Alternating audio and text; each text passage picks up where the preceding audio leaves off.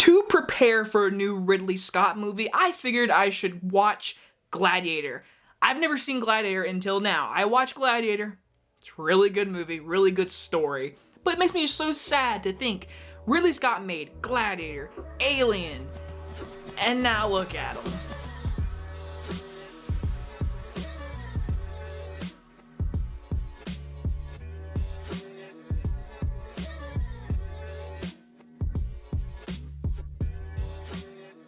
House of Gucci stars Lady Gaga, Adam Driver, Al Pacino, and Jared Leto, and is about an outsider from humble beginnings marries into the Gucci family. Her unbridled ambition begins to unravel their legacy and triggers a reckless spiral of betrayal. From director Ridley Scott comes his brand new film, which is also his second movie of the year, which I have not seen, Last Duel. I've heard it's great, but with this movie, I walked in really intrigued with this story because when they first announced this movie, the cast, Ridley Scott, I was like, okay, I can kind of see it, but you know, the Gucci story, I mean, Gucci is like the biggest clothing brand ever, so I had no idea this stuff happened. So I walked in the movie knowing nothing, but really intrigued, and I walked out saying, I'm glad I watched it because I'm glad I was informed of all this information, because the movie gives off great performances, starting off with Lady Gaga.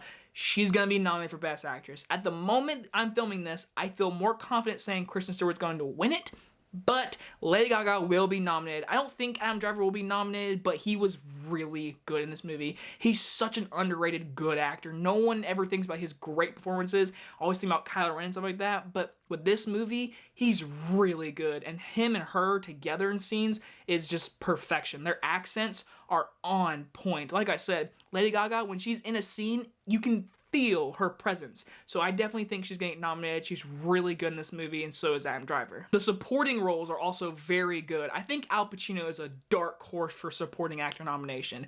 He's tremendous in this movie. He's really good. I really liked him. Even though we saw him say hi to Lady Gaga like 5 times in a row. There's like a scene where he walks in and says hi to Adam Driver and kisses and loves all over Lady Gaga.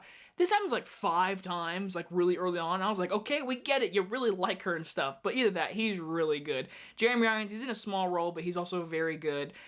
I'm just going to go ahead and say this right now. Jared Leto, if he gets nominated for supporting actor, I'm going to be a little upset. Because listen, he's unrecognizable. I'm like, that's Jared Leto? But he was in the wrong movie. He was too much overcooking it. There is some line deliveries in this movie that made me burst out laughing that weren't even supposed to be funny. But listen, I give it to Jared Leto for trying it, but it didn't work for me. So he's good in a way that's not supposed to be that good. But besides the performances, I mean, Ridley Scott makes a great looking movie. The movie looks so good, even though it's that gray looking movie that he just keeps making. Exodus, Alien Covenant, All the Money in the World, they all look gray. With this movie, same kind of deal. Even though production-wise, it looks great. The clothing, the makeup, everything looks really good. I just don't think Ridley Scott was the right director for this movie. And when I say that, I mean, this story is so crazy. Like, again, it's a clothing brand. It's Gucci. And there's assassinations, tax fraud, all this dark secret stuff that was so interesting. I think if like a Martin Scorsese Wolf of Wall Street style kind of plotting was in this story, this movie would have been tremendously better. But I think Ridley Scott was the wrong director for this movie. Again, he made a good-looking movie, but how good this story is, this movie could have been 10 times better with like the script and how it's so witty sometimes. Because this movie is a drama, you could say. It has romance. It has comedy. It has comedy that's not supposed to be comedy. But sometimes the tone can really just shift all over the place. And it reminded me of like how Martin Scorsese is an older director and he made Wolf of Wall Street a very quick, fast-paced, energized movie that's also very long. This feels like Martin Scorsese's Wolf of Wall Street, except it's really Scott's version.